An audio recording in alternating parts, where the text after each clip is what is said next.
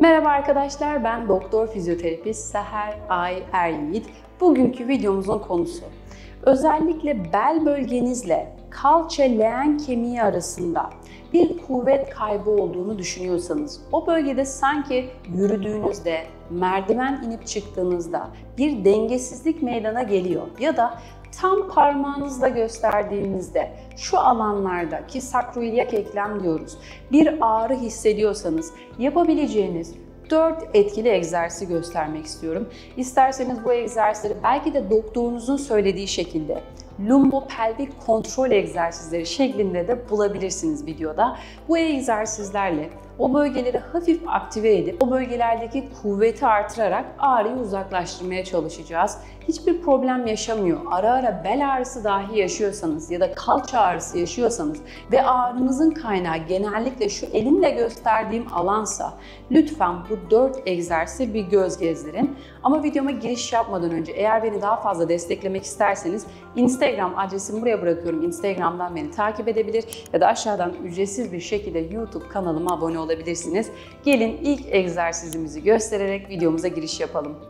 Gösterdiğim bölgenin kontrolü deyince çok iyi biliyorum aklınıza gelen ilk egzersiz, umarım aynıdır, köprü kurma egzersiziyle başlayacağız. Ama köprü kurma egzersizine bir detay ekleyeceğiz. Bu da şu olacak: kalçamı yukarı doğru kaldırdığım pozisyonda dizlerimi hafif sağa, hafif sola, hafif sağa, hafif sola hareket ettireceğim. Bunu yaparken dikkat ettiyseniz bel bölgemin düşmesine asla izin vermeyeceğim. Böylece yük gövdemin bir tarafına ve bacaklarımın bir tarafına, gövdemin bir tarafına ve bacaklarımın bir tarafına aktarılırken ben bel ve kalça kaslarımı kasarak bu bölgede o kontrolü sağlayacağım.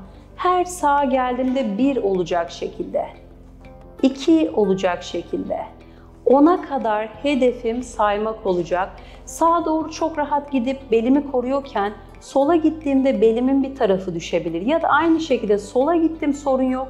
Sağa gelirken belimin bir tarafı düşüyor olabilir. O zaman hareketin açıklığını çok daha kısaltarak bunu yapacağım. Yani çok uzağa gitmeden çok daha küçük hareketlerle bu salınımı yapacağım. Her sağa geldiğimde dediğim gibi sayarak 10-12 tekrar yapıp 30-45 saniye dinlenip en az 3 kez bu egzersizi uygulayacağım ki bel bölgesinde ve kalça bölgesindeki erken dönemdeki aktivasyonu gerçekleştirip o bölgedeki çalışmayla birlikte kontrolü sağlayabileyim.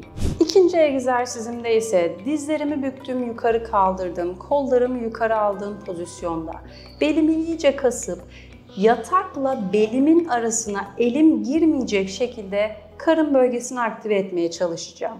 Başlangıç için kendimi çok zorlamamak adına. Sağ kolum hafif gitti, sol kolum hafif gitti. Belimi ayırmıyorum, geri geldiler. Sol kolum hafif gitti, sağ kolum hafif gitti. Belimi ayırmıyorum, yataktan geri geldiler. Eğer kendimi iyi hissediyorsam sol kol sağ bacak gidebilir yol boyunca. Aynı şekilde sol bacak, sağ kol gidebilir yol boyunca.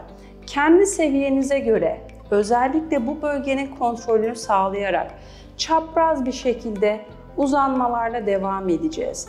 Her sola geldim 1, kendi seviyeme göre belimi açmadan.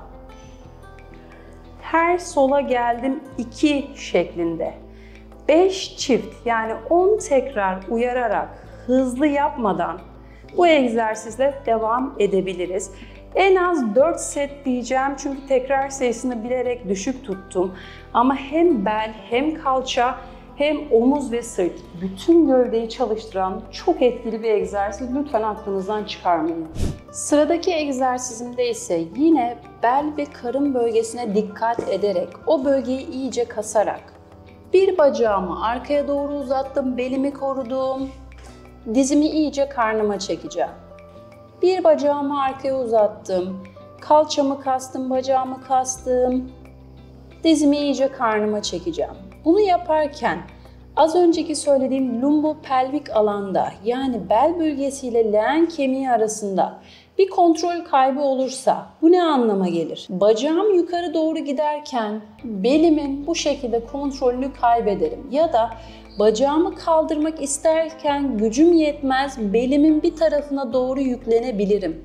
Bunun için sizden ricam belimi bozmadan kaldırabildiğim yüksekliğe kadar kalçamı kasıp kaldırıp dizimi karnıma çekeceğim. Kalçamı kasıp kaldırıp dizimi karnıma çekeceğim şeklinde 8 defa sağ taraf, 8 defa sol taraf olacak şekilde egzersiz uygulamanız olacak. Eğer belinizin kontrolünü anlayamıyorsanız bu bölgeye bir su şişesi yerleştirerek de aynı egzersizi çok rahat yapabilirsiniz. Su şişesi yerleştirdikten sonra bunu yaptığınızda eğer su şişesi yere düşüyorsa o zaman o bölgedeki kontrolün yetersizliği ya da sizin yaparken kendinizi aşırı zorlamanız anlamına gelebilir.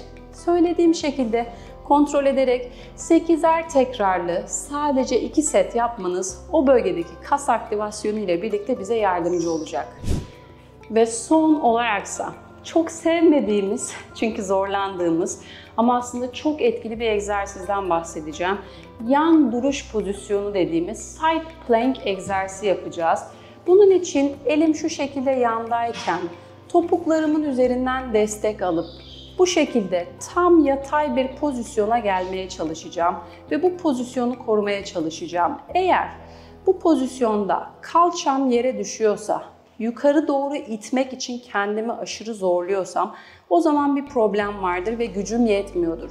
Hemen dizimin üzerine gelip yine aynı şekilde belimin kontrolünü sağlayacak bir pozisyon alabilirim.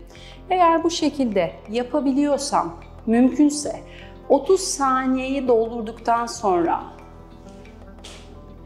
ilerleyen egzersizlerde yine yan duruş pozisyonunda 15 saniye ile başlayıp 30 saniyeyi dolduracak şekilde ilerleyebilirim. Sizden ricam özellikle bu egzersizi yaparken omzunuzda bir ağrı, rahatsızlık ya da sıkıntı varsa kendinizi aşırı derecede zorlamamanız olur. Bu versiyonu biraz daha kolay versiyon, dirsek üzerindeki versiyonla da isterseniz ilerleyebilirsiniz. Bunun için de yine dirsek üzerindeyken bu şekilde kalçamı iyice yukarı itip düz bir hat olacak şekilde egzersiz yapmam lazım. Yine kendimi iyi hissediyorsam bu şekilde side plank dediğimiz yan duruş pozisyonuna gelebiliriz. Belimizi düşürmememiz her şeyden önemli, unutmayın.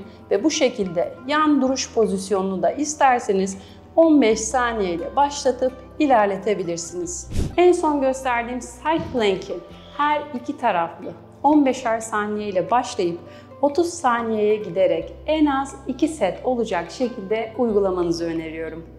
Evet arkadaşlar, bugünkü göstereceğim egzersizler bu şekildeydi. Eğer sizin de gösterdiğim alanlarda ağrılarınız varsa lütfen bu 4 egzersizi düzenli bir şekilde uygulamaya gayret gösterin. Çünkü bu gibi egzersizlerde kuvvet artışını hedefliyorsak mutlaka düzenli uygulama gerekiyor. Düzenli uyguladığınızda 2-4 hafta içerisinde sonuç alma şansınız var. Dolayısıyla düzen ve disiplin bu egzersizler için çok önemli. Bu konuyla alakalı ya da kafanıza takılan herhangi bir soru, görüş ya da önerileriniz varsa bana lütfen YouTube yorumlar kısmından ulaştırın. Diğer videolarda görüşmek üzere.